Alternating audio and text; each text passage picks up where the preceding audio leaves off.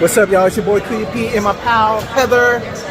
We did a at-home press screening of The Life of Chuck.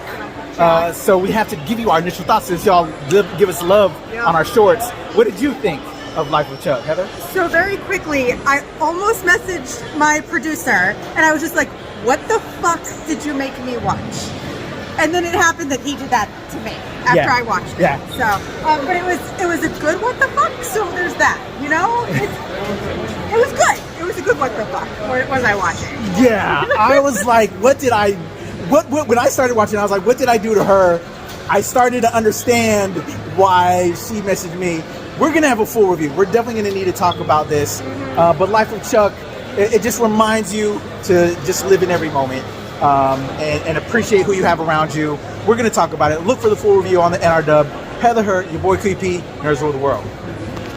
Hello, everyone. My name is Heather Hurt. That is Kuya P. We are the NRW, where nerds rule the world. And I almost forgot how to do this, apparently, because quite honestly, this film has my head all in weird places. So let's get started. Let's talk about The Life of Chuck. Let's start with the trailer. In this moment, I am wonderful.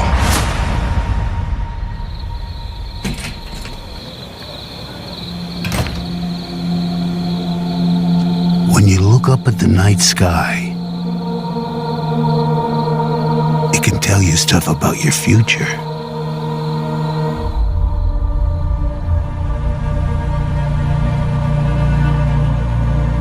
It won't lie to you. It's pure that way.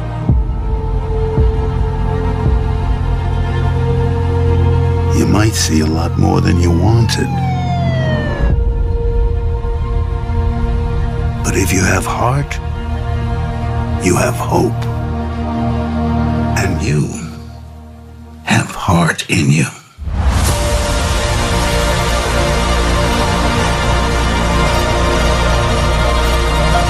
The world, Chuck. Everything you've ever loved. Everything you see. Every year that you live, that world will get bigger and brighter. And more detailed and complex. You fill the whole thing. It'll be a universe.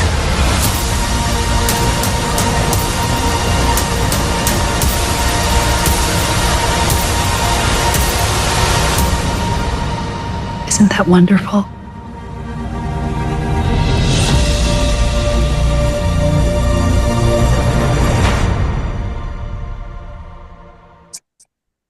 So I'm going to start this out with Kuya P. I had a couple interviews the week that we got to see this, and we did get to see it early. We actually saw it really early. And I didn't get anything at all about this film. Kuya P was like, hey, can you watch this today? And I'm like, all right. So I went in the blindest of blind into this movie. And I almost sent him a message during the first act. And we'll talk about it here in a second. Please know that there will probably be spoilers. We're going to try and keep them as limited as possible, as always. But this film has already been out in theaters for a bit now. But with that being said, I almost sent Kuya P a message saying, what the fuck are you making me watch? And he, by the way, I didn't send that, but then he sent it to me. Because we both went into this movie absolutely blind. We had no idea what was going on. Neither of us knew that this was a Stephen King story. So we had no idea what was happening. And the first arc is going to mess you the fuck up. With that being said, let's go into the plot. This is technically a backwards timeline anthology series about the life of Chuck, who is played by the one, the only Tom Hiddleston, who everything he does is phenomenal. I honestly don't think that there is a role that he has not done well. with that being said, that's kind of it. We see his childhood, his adult life, and what happens at the end. And when we have to say that, all we can say is thanks, Chuck. Thanks for all of your time with us. And that's where it's gonna mess you the fuck up. But with that being said, that's kind of it. This talks about the life, the times, and the experiences of Chuck, and what he got to see both in reality and supernatural. It's a wonderful, touching film, and you will cry at the end. That's not part of the review. That's just fact. With that being said, and by the way, I'm not the crier in this relationship. I'm not the crier, and I'm the one saying that.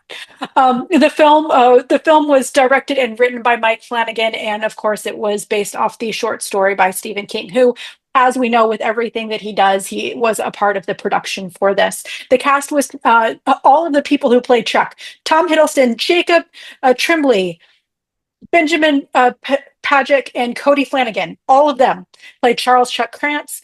Chiwetel Ejiofor. I always say his name wrong, and I'm sorry. He played Marty Anderson, which he's still one of my.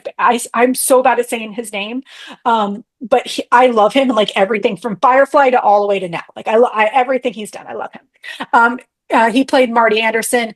Karen Gillian, who played Felicia Gordon. And by the way, for those of you who want to totally rip me apart for saying his name wrong, please do. I should do better. You're right. I should do better. So go ahead and do that. Sara, who plays Sarah Krantz. Carl Lumbly, who plays Sam Yarborough, and Mark Hamill, who plays Albie Krantz. We're going to talk about him in a second. And I did not get her name. Oh my gosh, the dancer. To this actress, Annalise I'm so Basso. sorry. Annalise Basso. Sorry, I'm going to blame IMDb. Just put your characters in the same way that they're in the freaking. Anyway, she is wonderful. She dances magnificently. Actually better than Tom Hiddleston. Just throwing it out there. With that being said, initial thoughts, Kuya P, other than what the fuck? Yeah. This film is 3 parts, and we'll talk about that in the review. But yeah, that first part will get you like what the what, as it did me. My biggest thing is I went into this low to no expectations. The way they sold this film initially, and I don't know if we did the reactions to it, Heather, or we completely went in blind, like you're saying. I can't recall. I did. We see so many reactions. We do so much content for y'all, people. It's hard. It all bleeds together. That you could tell that they're trying to pull the emotions out of you. So, kind of half prepared for that. Yeah, my initial thoughts, I'm curious. The obviously all-star lineup of talent. Okay, I could get behind that. Cinematography, all of that. But personally, and maybe I'm going to catch wreck from all the film fans and film nuts out there and TV fans out there, I really didn't know who the hell Mike Flanagan was. His name is all over this, the from the brainchild of Mike Flanagan, as well as Stephen King, but like Mike Flanagan this, Mike Flanagan that. I'm now on his IMDb looking at his stuff. He's done a lot of horror work, and he's done quite a bit of things that I've seen, but I didn't know who the heck Mike Flanagan was, and now we're pumping that up, and he's adapting work from Stephen King. So, now I know, and now we can put 2 and 2 together. So as film nuts, but I'm sure everybody's like, man, you need to know Mike Flanagan. So anyway, that was just like the one name out of all the names that was a no name to me, and so that was just I was curious. So those are my initial thoughts, Heather. All right. Well, I mean, I already said my initial thoughts. I walked into this super blind. We did not do it. If we did a reaction, I don't remember it at all. Yeah. But it's one of those where I went into this film blind. I was surprised. I almost gave Kuya P my 2 weeks at this first story. I don't think they did. They gave, you couldn't tell from what they gave. I think if we did the react, or if I did that with the other team here on the channel, that they gave anything away. No, I think a lot of what was in the trailers didn't give anything away, of what the overall tone was. Even with what we just did just now as part of this review, it didn't give anything away. This film is an experience. It is. And I think that's what makes it great. So we can just walk straight into the review. I'm already chit chatting, so I'll get started here. This movie was startling. I did not mention this, but but KP kind of did. This is an all-star fucking cast. We have Raul Coley, Matthew Lillard, and if I did not mention this before, though I probably should have. We have fucking Nick Offerman. The film was narrated by him. Like, he's got the perfect fucking voice. Got the perfect fucking voice for everything. Like, this film was startling. It is in 3 parts. Once again, I did say that at the beginning. It is an anthology. It is a backwards anthology series, starting at the end of Chuck's life and going back to really the most important elements at the beginning of his life. And the casting was phenomenal. Everyone did a great job. If you haven't seen it yet, once again, the movie's been out for a while. And if you're a Stephen King fan, most of the Stephen King fans I know were actually pretty upset that I had no idea that this was a Stephen King film. But they've already seen it. But if you haven't seen this film yet and you're thinking about it, this is probably one of my favorite Mark Hamill roles ever. You really wouldn't know because he does a lot of voiceover work. He does a lot of background work. He's done a lot of stage work too. There are many times where you would not know it's him in a lot of the roles he's done, other than, unfortunately, it does downplay him, even though he does have a great interview where he talks about how Carrie Fisher got him out of his strut of being stuck in the Luke Skywalker role, because there will never be another Luke Skywalker. He will always be Luke Skywalker. But most people don't know him or don't recognize him much outside of that role. He is a character actor. He has always been a character actor, and he plays characters. He's probably one of the best character actors ever. I'm throwing my 2 cents out there. Like, he's probably one of the greatest character actors of all time. When I watched this film, I did not recognize him. Like, going back, listening to him again, yes, that's definitely his voice. Yes, that's definitely his posture. That's definitely his face. But he was so immersed in the role, I did not recognize him until afterwards, until after I saw, oh, that was Mark Hamill. Probably one of his best roles. And there's a lot of people that are like, he should get a supporting actor nod to this. I wholeheartedly agree. I don't know if he was in the film enough to get that role, to get that nod, but if they could consider a minor character, and I hate that to say that, but he's only in about 20 minutes, 30 minutes maybe of the film in total. I would say so. Phenomenal role. Everyone did their job wonderfully. The beginning part, legitimately terrifying. And it wasn't that there was necessarily like true horror happening. It was just the acting, the storytelling. The fact we're living it right now. The fact that it's really happened. Elements of it are like really fucking happening right now. Terrifying. And all of that has to do, and then the middle story, like your entire heart goes out to every character there. And I don't think I mentioned the drummer, the girl who did the drums. Oh my gosh. Where is she? Samantha Sloan. I think that's her. Is that her? Nope. Oh my gosh. I feel like such a jerk. Oh my gosh. We'll get it. Go. You can go. I'll find it. Okay. That was, each story told its own part. It referenced back to it. It was back to the beginning. And I was stuck in this film. I did not stop it. I did not want to stop it. The acting was superb. The storytelling was superb. Honestly, probably one of the best Stephen King films. And this was just one of his short stories. So that is my 2 cents. KP, what about you? I was a little mixed on this, and actually I didn't find it in time. So if you want to find the name of that actor, Heather, I don't know. I wanted to love it more. I enjoyed it. I think the choices of going from the back end, I think I got really thrown off because of the opener. And that's when I like almost contemplating hitting Heather. What did I do to you? What did I do to myself? Because this is like our reality right now. And we're confronting death, but the choice to make us go from death to living probably just a significant moment into your life to the very beginning, the backwards arc of the way they told this. Again, I thought it was well cast, well performed, but I don't know if I liked the choices for me personally. Maybe I need to watch it again to for it to really hit.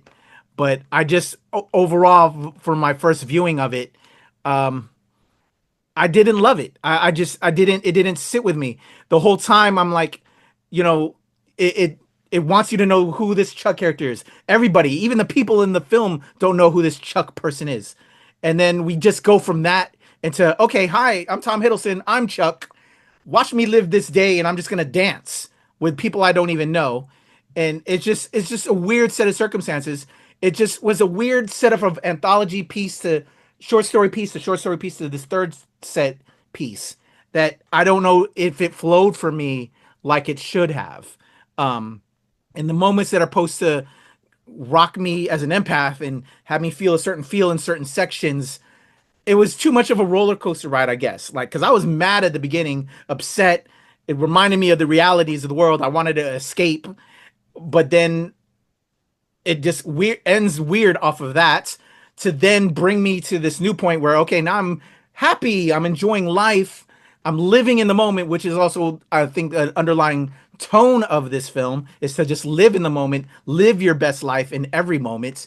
That it was just weird transitionally for me of a story, and then to go into the final piece, that it didn't just sit. And again, maybe I need to see it again for myself, or maybe just that's just my overall tone. But the underlying basic, I guess, message for me is to just live in the moment. You never know what life's going to take you. Maybe that's the intention. Live in the moment. I got that, and yeah, again, well shot, well done, but I don't know. I feel like I want to love it more, and I don't. That's fair. That's fair. Yeah. Um, I don't know if it's the same one. But it says Mandy Moore was the choreographer for that dance scene. Was it Okay. the same? Is it like Mandy Moore? Mandy Moore? I think there's All probably right. plenty Mandy Moores out there. Probably. All right. Anyway, but and I don't know why her name isn't on there. Taylor Gordon plays Pocket Queen.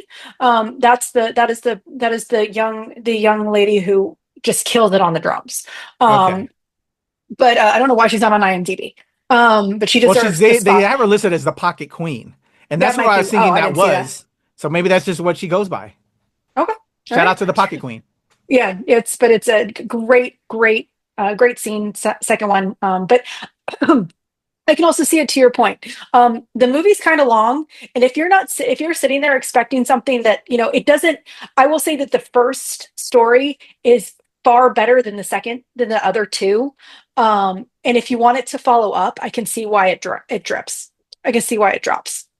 Like that dripping downwards. I can definitely see. I thought everything was great. I really enjoyed this movie. But I think this movie is a perfect demonstration of how the same film can be watched in very different tones and very different lights. And Kuya P and I do have separate opinions, and that's also absolutely okay. Like the way that this film was very dramatic, very theatrical, and I am a far more theatrical, far greater theatrical fan than Kuya P. Kuya P is a little bit more on the dramatic, on the over actiony side. He's been trying to get me to talk about Diablo for an hour and a half. For an hour and a half.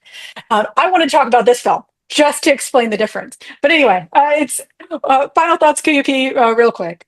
Uh I need to see this again. And see also maybe with my family if to see what they gather from it, and what it pulls from them emotionally. But yeah, I'm a super empath. It pisses me off at the beginning, but also I think it's really well done. And again, like you said, probably the best part of the three-part story within this one film. That while I hate it, it's the best part. Um, but yeah, well performed, well acted. Um, Wanted to love it more. I also, one thing that really just drove me crazy is there are other critics that said this is the new, and even in the trailer that we showed to start off this review, comparing it to It's a Wonderful Life. No, No, sir. it's not. No, It is sir. not. It's a Wonderful Life is a classic. It's what we watch every year. Do not compare. I will not be watching The Life of Czech every year. Sorry to say, but yeah, no, leave it alone. But I could see the point of this film. Live in the moment, y'all. number one. Our time here is short, and just live it to the moment. And yeah, I think it has a great overall message. And again, brilliantly acted. Well done to the entire cast and crew. Takes a village. Absolutely. With that, to tag into there, I've talked about it on this channel before. My best friend died at 42. My opinion is age is just a number. Live your life, live every moment like it's going to be your last. Do not worry about what age you are. And that I think that's also one of the reasons that I felt this film very, very closely. Age is just a fucking number. Don't worry about it. Just live your life. With that being said, I really enjoyed this film. But whoever is comparing it to It's a Wonderful Life, this movie is not that at all. I'm not comparing it. I'm not talking about it as an every year movie. I'm not talking about it as a holiday movie. It's not that at all. Like at all. I don't see that comparison. And whoever is saying that, please watch It's a Wonderful Life again. This is not that movie. I'm sorry. I'm usually one that, and y'all have seen this. I'm usually one to be like, critics can say what they want as long as they're not being bigots. Critics can say everyone has their own opinion, but this is not that movie. So I have no idea why you're comparing it to that. Yeah. I'm sorry. It's just absolutely befuddling how anyone could relate those two. With that being said, I really enjoyed this movie. I think it was a lot of fun. Is it a movie that you will be repeating over and over again? Probably not, but I do think that it is absolutely worth the watch. I really enjoy this. And once again, Mark Hamill's scene, his part will just blow you the hell away. The film is available right now in theaters. Definitely take a look if you can. I do believe they already have it slated for a video on demand, like in the next month or two. So if you cannot make it to the theater, that's absolutely okay. We understand and we respect that. It will be available accessibly very, very soon. The Life of Chuck. If you do not agree with our opinions, do you think I'm crazy for absolutely loving this movie? If you think Kuya P is absolutely crazy for not loving this movie, please tell us in the comments below. Like, subscribe, share, all of those things, and we will talk to y'all soon.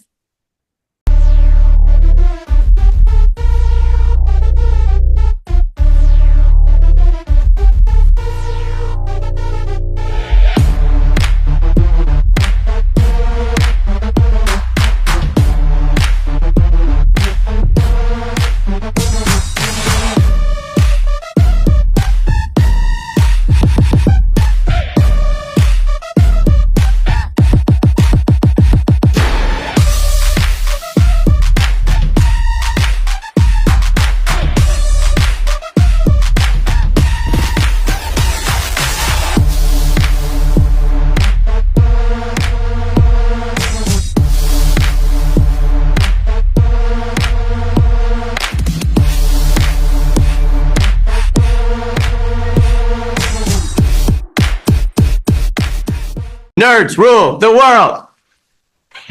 Pleasure chatting with you. Love to all my nerds who rule the world. Yeah. Nerds rule the world. Yes, we do. Thanks. Nerds rule the world. Thank you. I love the nerds ruling the world, so more power to you. Patrick, what up, man? And yes, they do. Nerds rule the world, kid. Yes, sir. Thank you. Awesome. Kuya P, nerds rule the world. Hello. Yes, they do. Yes. Oh, nerds rule the world. I got. It's in the title of your show, like nerds rule the world. Like I want more black weirdos on screen, and I don't feel like we ever get to see that very much. Thank you so much. Nerds do rule the world. Yes. Thank you. Thank you. Nerds rule. Love it. Hello, Sara. Hello, Julian. Yes, nerds rule. Yes, nerds. Rock on. I love it. Thank you so much. It's good to see you. I love Nerds Rule the World. But yeah, there's a heavy nerd component, man. Yeah. And at the end of the day, if you ask me, nerds rule the world. So absolutely. And you're right. Nerds do rule the world. We're just the best. Yes. Thank you, ladies. Nerds so much. Yes. Thank you, guys. Bye. It's your boy Kuya P. Nerds rule the world. Thank you so much, guys. I appreciate you. They rule the world all right. Yes. Take care, Tony. Thank you, guys.